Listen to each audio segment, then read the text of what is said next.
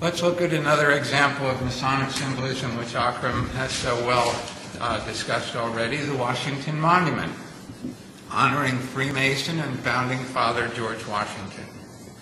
It is the central focus of the National Mall, authorized by Congress in 1833, as Akram mentioned, designed by Freemason and architect Robert Mills. Masonic lodges throughout America contributed to its cost. And finally, on July 4th, 1848, the cornerstone was laid in a Masonic ceremony. 22 marked Masonic stones are included in the monument, contributed by various lodges and Grand Lodges. What are the teachings implicit in this magnificent central pillar of America? To begin with, the obelisk is an Egyptian symbol. Egypt had the most elevated spiritual teaching of the ancient world and has often been identified as the homeland of Freemasonry. Its architects, builders, and artists were responsible for some of the most timeless and enduring achievements in human history. By choosing an Egyptian symbol to honor President Washington, the Masons were proclaiming that the eternal truths he represents span millennia. As Akram mentioned, the obelisk has been described as a frozen ray of the sun. Here we have a most important clue to the behavior expected of Americans. The solar ray represents the interpenetration of the celestial domain directly on Earth. Thus, we are taught that our behavior should reflect that magnificent realm of the Spirit, symbolized for all existence by the heavens, domain of the gods, celestial concert hall of the hymning of eternity with the music of the spheres. And what does the sun represent? For we're not talking merely about the fiery astronomical phenomena. In the language of sacred symbolism, the sun is a reminder of God himself, omnipresent, the open eye, ever watchful over human behavior, fructifying, light-giving, creative radiance, nourishing the crops, lighting our way through the day. Its brilliant displays begin and end each day with the holy psychedelic light shows we know as sunrise and sunset. Yet the sun represents another truth. Swallowed by the dragon of night, he wanders far from our ability to see, illuminating hidden parts of the world of which we remain ignorant by the evidence of our senses. Ancient peoples feared that he had perished and died.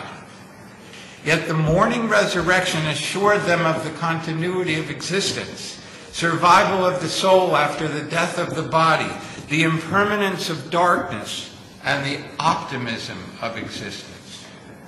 Thus the sun is ever a savior.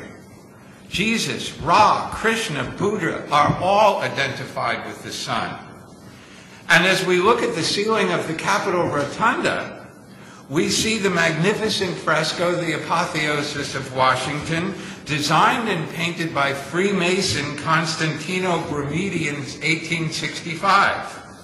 We see President Washington in his celestial ascent, surrounded by liberty and victory, and the 13 maidens representing the 13 states.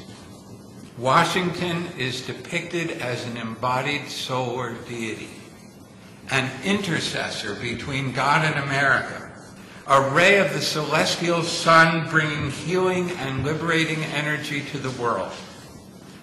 Returning to the Washington Monument, note its profound statement of impersonality.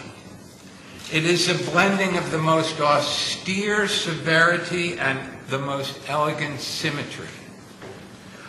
Washington was our first president.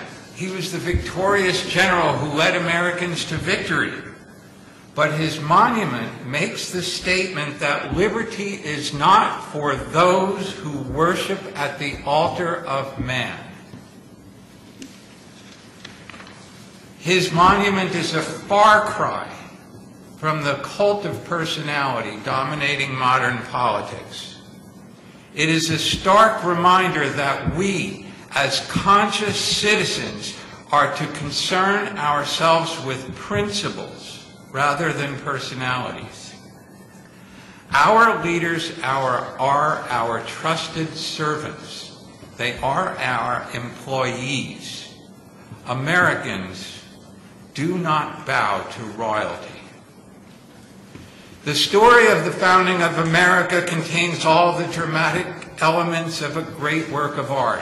It includes tragedy, heroism, mystery, human aspirations and failures, confrontations with powerful enemies, and finally victory snatched from the jaws of defeat. And the spiritual essence of this story is enshrined in three of the most important charters of human liberty ever penned: the Declaration of Independence, the Constitution of the United States, and the Bill of Rights. Here is a triumph worthy of our hymns, accolades, and applause. I can recommend no more worthy pursuit than study and meditation upon these sacred scrolls. In addition, profound themes of courage, wisdom, justice, industry, science, art, duty, righteousness, and patriotism are everywhere in display in the iconography of Washington, D.C. Grab a pair of comfortable walking shoes and open your hearts to the beauty of the American ideal.